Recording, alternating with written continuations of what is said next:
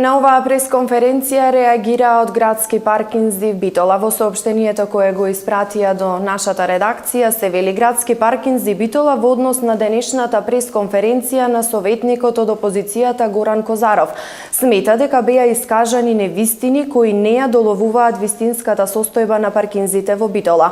Градски паркинзи благовремено после обилните врнежи од снег кои ја зафатија Битола, со соодветна механизација пристапија кон чистење на паркинг местата со кои стопанисуваат, а чистењето се одвиваше интензивно во ноќните часови, со што се овозможи непречено функционирање на сите паркинг места во градот. Во текот на чистењето градски паркинзи се соочија со проблеми од страна на сопствениците на возила, кои што ги имаат оставено своите возила на паркинзите повеќе денови, со што на овие места беше отежнато чистењето. Градски паркинзи се подготвени и понатаму да одговорат на потребите на граѓаните по однос на паркирањето без разлика на временските услови, стои во реакцијата која беше испратена од страна на градски паркинзи.